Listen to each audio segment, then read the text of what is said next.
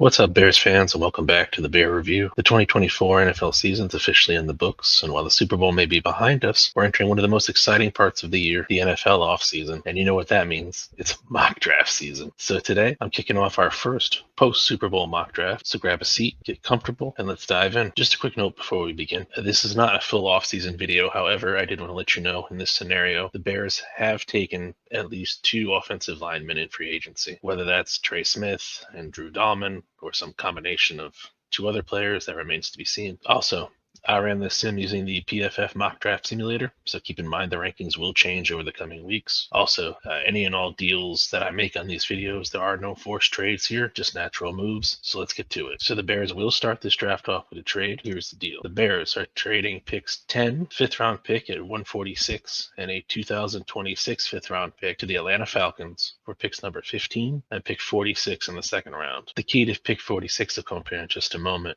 But let's get to pick 15. And with that pick, I selected Tyler Booker, the standout guard from Alabama. Tyler Booker is considered by some analysts as the top guard in this year's draft, and for good reason. He's everything you want in a guard. He's 6'5", he weighed in at 325 pounds. In 24, he only gave up 0 sacks, 3 quarterback hits, and 7 hurries. While the PFF system isn't perfect, it however gives us a little bit of a window into just how good that a person did at their job. And as you can see here, he graded above average overall, with his offensive grade at 66.5. His run blocking grade could use a little bit of work, but still respectable at 63.9. The big thing is his pass blocking grade. He was well above average at 86.5. Beyond the numbers, Booker plays with violent hands, and he knows how to use them. He comes off the ball square in the run game, has a very low pad level for his size, and brings impressive power. It can't be stated that his ankle is stout. However, his footwork is going to need refinement at the next level. Still, though, a few tweaks from Dan Rochar should clean that up. Overall, the Bears need to bring in some killers on the offensive line to help protect Caleb Williams, and this move here would instantly upgrade that. So the Bears and I aren't done in the 1st round. We made one more move, called up the Buffalo Bills, and traded our 2nd round pick, pick 41, a 2026 4th round pick, and a 2027 4th round pick for 30th overall. And with that pick, I selected Nick Scourton, edge rusher, Texas A&M. I really didn't want to take a chance on losing this player, so I did what I had to do. 2024 first team All-SEC member, Scourton stands at 6'4", weighs in at roughly 285 pounds, and projects as a power rusher at the NFL level. After transferring over from Purdue, where he led the Big 12 in sacks in 2023, he continued his dominance in 2024. Where he had 37 tackles, 14 tackles for a loss, and 5 sacks, to go along with his pass rush win rate of 17.4% and 36 total pressures, putting him 2nd on the team. Again, we turn to PFF, and you can see that he graded out fairly good across the board. 80.1 defensive grade overall, was a stout run defender in 74.4. His tackling grade was a little low in 67.8, but I feel that's a 1-year fluke. And his pass rush grade, an 80.6. Scourton is already 20 years old and has a huge arsenal of pass rush moves that he used to great effect. Along with his bull rush, he has an effective chop and rip and a deadly inside spin move. While not a true speed rusher, his size and physicality allows him to become a human pinball in traffic. He reminds me a lot of Cam Jordan in that regard. Honestly, my main gripe with him comes from his lack of a consistent, dramatic first step. And the more I watch tape, you can see when he got to the apex of his rush, he struggled to get around tight corners at times while fighting through contact. And a lot of times he ended up either out of position or on the ground. Being as young as he is, those things can be remedied. But he already has refined counter moves, a high motor, and the elite size we're looking for, and that's why I traded up to take him. Okay, day 1 is in the books. Let's move on to the 2nd round. At pick 39, I selected Derrick Harmon, defensive tackle from Oregon. The former Michigan State transfer had a great year in 2024. He ended up with 41 tackles, 10.5 for a loss, 5 sacks. He's a stand-in at 6'5", weighs about 310 pounds. Great first step out of the gate. He also excels at executing more advanced pass rush techniques with twists and stunts. He's also really good at setting the pick on the defensive line. As a pure pass rusher, he ended the year with 55 total pressures and a win rate of 17.6%. Both of those are best on the team. In the run game, though, which the Bears really need, he had a good stuff percentage for a defensive tackle, sitting around at 7.1%. Outside of playing at a slightly high pad level at times, Harmon does have some stiffness in his hips he needs to work out. And watching him on tape, you can see Harmon come screaming through the pocket at a number of different occasions, and he either overran or got sidestepped by his target. He needs to learn how to finish to ensure he's not just an active member of his defensive line, but a productive one. So next we have pick 46, the one we got from the Falcons. I went a bit against the grain on this one, and I'll tell you why in just a moment, but I selected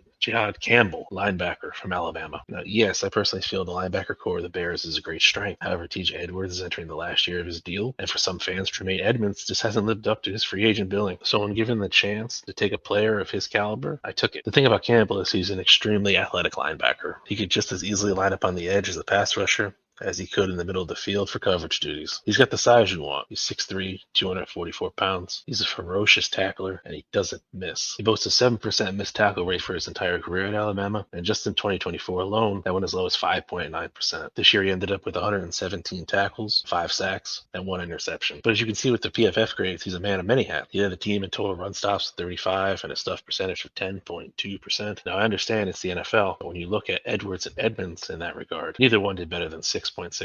My main issue with Campbell is he's a tad overactive at times. He's so eager to get into the fight, he jumps off his blocks in the run game, and he gets burned, and it leaves us open. But that's honestly the whole reason why I took him. He can sit behind both Edwards and Edmonds in the depth chart and evolve into the great linebacker I know he can be, versus just throwing him out there and saying, well, it is what it is. Enjoy. Overall, what did it for me was his athletic ability that jumped off both the tape and paper, and also just he's a very versatile player. Moving into round 3 at pick 72, I selected Treveyon Henderson, the dynamic running back from Ohio State. Standing at 5'10", weighing in at 208 pounds. In 2024, Henderson rushed for 1,010 yards and 10 touchdowns. He also had 281 receiving yards and a receiving touchdown. As you can see on our graph, PFF graded him pretty high across the board. His overall grade was an 87.9, his rushing grade was a 91.8, and his fumble grade was really good at 90.1. He could definitely hang on to the ball. They gave him a run block grade of 66.1 and a pass block grade of only 42. So you can see just from that, he does a really good job at part of the job of being a running back. Holding onto the ball, has a really good run ability, can catch the pass game. His blocking needs refinement, though. What you're going to see from Henderson is a patient runner. He's got great vision, really good breakaway speed and change of direction. You put the ball in his hand, and he's going to break his back for you. The only real fault you can see on tape is consistency to stay upright while fighting through contact. That's something he's going to have to work on at the next level. And he does have some injury concerns dating back to the last 2 seasons prior to 24. And like I said before, Henderson is a willing pass protector, but he lacks the technique to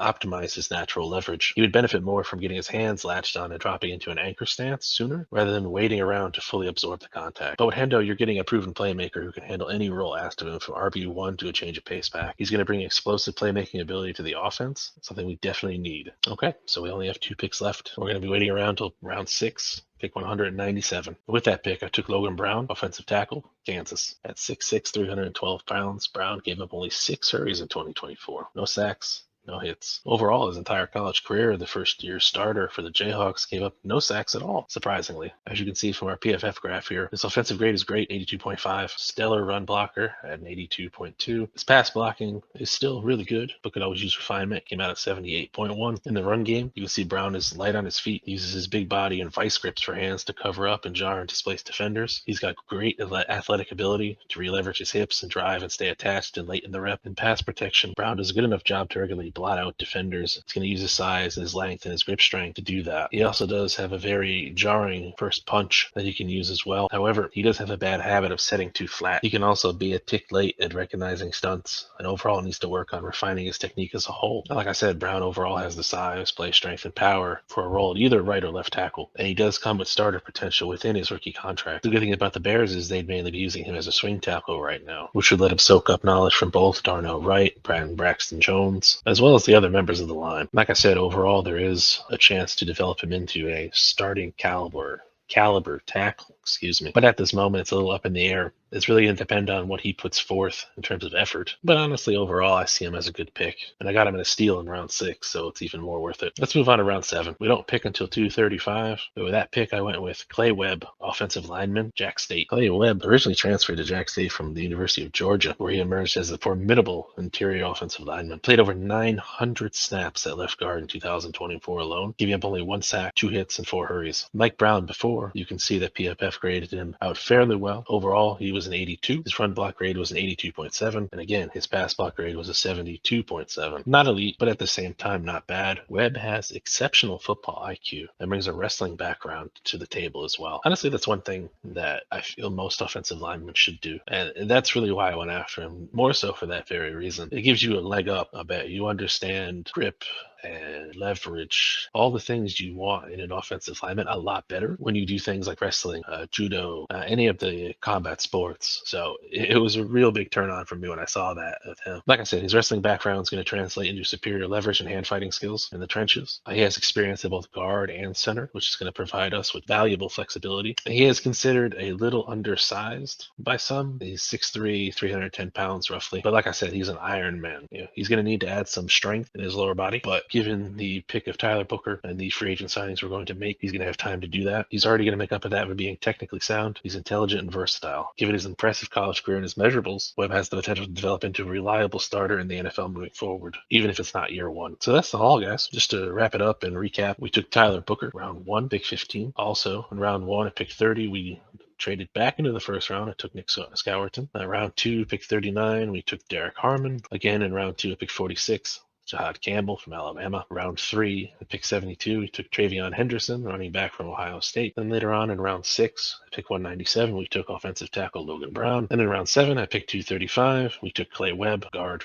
from Jack State. Overall, with this one, guys, I wanted to address immediate team needs while also planning for the future. You saw that with the Campbell pick. And I know I'm going to take a lot of heat from that in the comments, but I don't care. Go look them up. You'll see exactly why I picked them. So what do you think? Would you be happy with a draft like this? Let me know in the comments below. Don't forget to subscribe and like the video. Again, I appreciate everyone who's supported this channel so far. It's been a real roller coaster ride for me. And I'll be honest with you guys, good or bad, I appreciate all your thoughts and feedback, and it means a lot to me. So I just want to thank you guys for supporting this channel. Of course, more content is on the way. So until next time, guys, bear down.